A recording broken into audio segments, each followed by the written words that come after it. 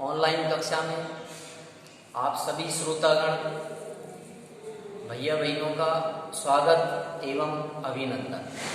कक्षा 10वीं विषय विज्ञान, दिनांक 18 अगस्त 2020, अध्याय 1 भोजन एवं मानव स्वास्थ्य।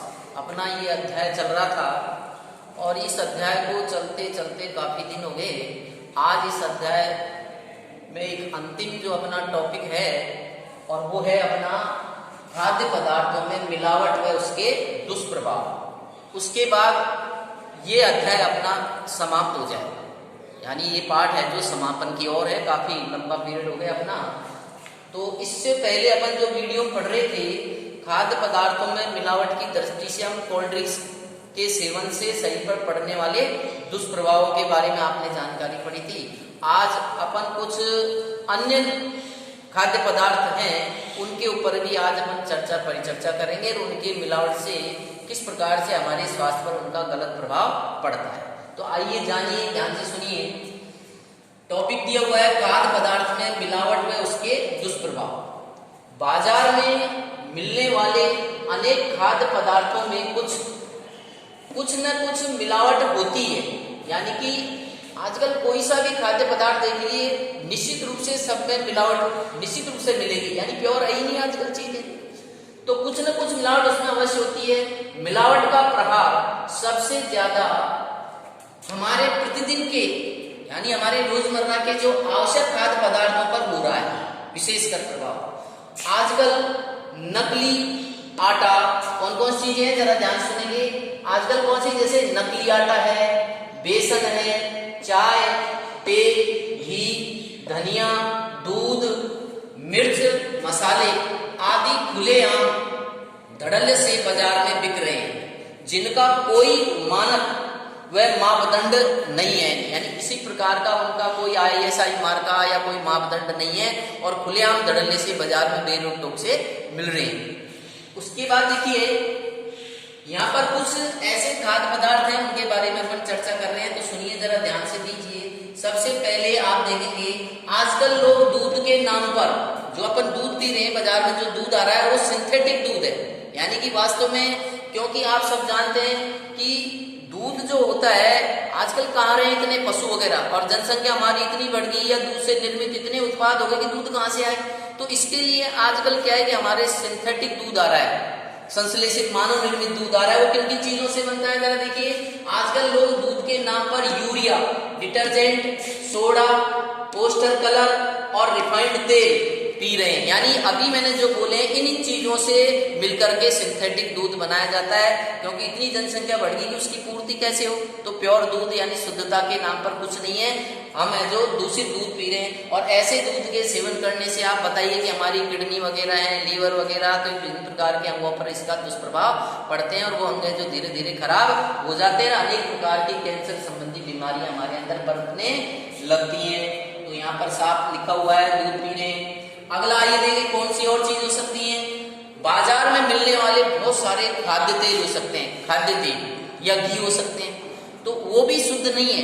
यानी कि आप जो सरसों का तेल भी अगर आप लेंगे तो वो भी प्योर सरसों का तेल नहीं मिल रहा, क्योंकि उसके अंदर भी है जो किसके बीज मिलाए जा रहे हैं। उसके अंदर सरसों के अंदर जब तेल निकाला जाता है तो उसमें सत्यानाशी के बीज मिला दिए जाते हैं। साथ ही हमारे उसके अंदर एक पाम ऑयल आता है, बहुत सस्ता आता है, तो वो पाम ऑयल भी मिला दिया जाता है। तो जरा बताइए कि सरसों का तेल प्योर कहाँ रहा, क्योंकि उसमें सत्यानाशी के बीज मिला दिए जाते हैं, साथ ही उसमें एक सस्ता ऑयल आता है, तो एक पाम ऑयल मिला दिया जाता है। साथ ही देसी घी जो होता है वो भी शुद्ध नहीं होता, क्योंकि उसके अंदर डालडा घी या वनस्पति घी मिलाते हैं, साथ कुछ आलू वगैरह मिला दिए जाते हैं और भी कई चीजें ऐसी मिला दी जाती है जिससे वो शुद्धता उनमें नहीं रहती है। तो देखो लिख रखा है कि बाजार में मिलने वाले खाद्य तेल व घी की स्थिति बड़ी विचित्र है, खराब है। कैसे, जैसे सरसों के तेल में सत्यानाशी के बीज, ध्यान दीजिए परीक्षा में कई बार पूछा जाता है, इसलिए सरसों के तेल में कौन से बीज मिला दिए जाते हैं, सत्यानाशी के बीज, और सस्ता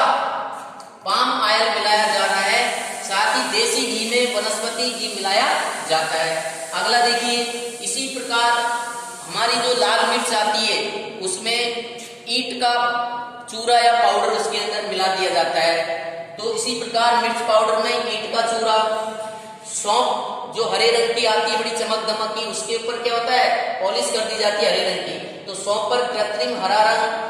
साथ ही आपने देखा होगा कि हमारी जो काली मिर्च आती है बड़ी महंगी होती है, तो काली मिर्च जैसे उसमें डिजाइन होती है, आप देखो पपीता के बीज मिला दिए जाते हैं, आप जरा सोच लीजिए, पपीता के बीज मिला देते हैं उसमें। और आप देखिए कि पिसा हुआ जो धनिया आता है उसमें आप देखिए लकड़ी का बुरादा है, यहाँ तक कि जो गधे की जो लीद होती है वो भी इसके अंदर मिक्स कर दी जाती है। इसके अलावा आप देखिए हमारी जो हल्दी आती है, उस हल्दी के अंदर पीली मिट्टी तो होती है, लेकिन साथ में एक केमिकल और होता है, उसका नाम क्या है, लेड क्रोमेट। बहुत आता है परीक्षा में कि हल्दी के अंदर कौन सा पदार्थ मिला दिया जाता है, रसायन, तो हल्दी में लेड क्रोमेट व पीली मिट्टी मिलाए जा रहे हैं आजकल। अगला देखिए, हमारी फल और सब्जियों का रंग बड़ा चटक चमक दमक और सुंदरता बनी आकर्षक बने, तो उसके लिए भी कुछ पदार्थ मिला दिए जाते हैं। कौन कौन से ध्यान सुनिए कि फल व सब्जियों में रंग के लिए रासायनिक इंजेक्शन लगा दिए जाते हैं, ताजा दिखने के लिए उनमें लेड व कॉपर का विलयन का छिड़काव कर दिया जाता है। साथ ही गोभी जो आती है, कि गोभी बड़ी है जो सुंदर और चमक दमक सफेद वाली हो, तो गोभी की सफेदी के लिए उसमें AgNO3 का मतलब सिल्वर नाइट्रेट का छिड़काव कर दिया जाता है। यदि परीक्षा में पूछा जाता है कि गोभी की सफेदी को बनाए रखने के लिए उसमें कौन सा केमिकल छिड़क देते हैं, सिल्वर नाइट्रेट या AgNO3 का छिड़काव किया जा रहा है। साथ ही आप देखा होगा बेसन जो होता है उसमें मक्का का आटा मिला दिया जाता है, तो बेसन में मक्के का आटा मिलाया जा रहा है। आगे देखिए, आजकल मिठाइयां जो देख रहे हैं बड़ी सुंदर और डिजाइन चमक दमक, जिनके ऊपर बहुत ही बढ़िया वर्क लगा हुआ है, ये वास्तव मिठाई है, ये हमारे लिए फूड पॉइजन है, बड़ा दूषित भोजन है, तो उनके ऊपर क्या कर दिया जाता है, आज मिठाइयों में ऐसे रंगों का प्रयोग हो रहा है जो कैंसर के लिए उत्तरदायी होता है, जिससे हमारे DNA में विकृतियां आ जाती है, जिससे संतान उल्लंघनी या विभिन्न प्रकार की जन संताएं हमारे शरीर में कम होती जा रही है, तो विकृतियां आ सकती है DNA में। साथ ही आप देखिए हमारी जो दवाइयां जो होती हैं वो भी आजकल नकली आने लगी है। अब आप देखिए ओरिजिनल कंपनी की इतनी दवाइयां नहीं है, आज धड़ल्ले से है जो लोकल कंपनियों की दवाइयां बिक रही है। तो कहा है कि नकली दवाओं की समस्याएं और औषधि विनिमय गठित किया है, हमारी सरकार ने एक समिति का गठन किया है, भाई नकली दवाई वगैरह न बेचे क्योंकि मानव स्वास्थ्य पर इनका गलत प्रभाव पड़ता है। तो ये परीक्षा में पूछ जाती है, समिति का नाम सुन लीजिए, कौन सी समिति गठित किया है, मासलेकर समिति ने नकली दवाओं का धंधा करने वालों को मृत्यु दंड देने की सिफारिश की है। यानी कि कहने का भाव क्या है कि हमारे समिति है, इसका नाम है मासलेकर समिति, इसने जो कंपनी नकली दवाओं का धंधा करती है तो उनको मृत्यु दंड देने का प्रावधान इसी समिति के अंदर दिया गया है। आगे आइए, कानून और बना हुआ है, देखिए इसी प्रकार सुरक्षित भोजन के बारे में भारत में एक मुख्य कानून बनाया खाद्य पदार्थों में मिलावट वगैरह इसको रोकने के लिए, और वो कानून बनाया गया था 1954, और कानून का नाम क्या है, 1954 का खाद्य पदार्थ अल्प मिश्रण निषेध अधिनियम, जिसको हम शॉर्ट में PFA, दोबारा सुन लेंगे, शॉर्ट में कहते हैं PFA, अर्थात इसकी फुल फॉर्म क्या हो गई, खाद्य पदार्थ अल्प मिश्रण निषेध अधिनियम। तो परीक्षा में जब भी फुल फॉर्म पूछ ली जाए तो आप लिख सकते हैं हिंदी में खाद्य पदार्थ अल्प मिश्रण निषेध अधिनियम।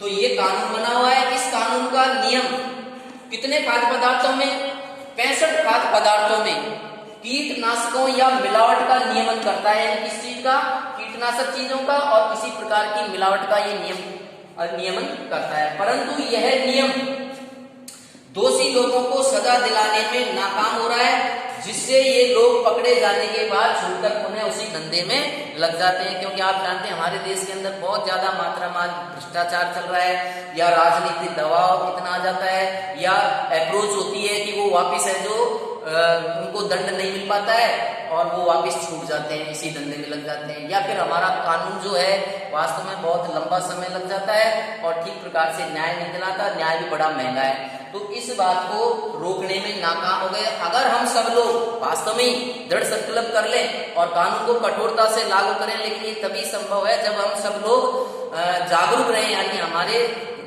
सभी जन लोग इसके ऊपर ध्यान दें मिलकर के, तो ये प्रभावी हो सकता है। साथ ही सरकार यदि वास्तव में मिलावट को रोकने के लिए दृढ़ संकल्प हो जाए तो इससे कोई दो राय नहीं है, यानी इसमें कोई दो राय नहीं है कि उस पर रोक नहीं लग सके। आवश्यकता बस एक किस चीज की है कि एक ठोस नीति और उस पर उचित क्रियान्वित हो सके। तो आज अपन ने ये पाठ हमारा समाप्त हो गया।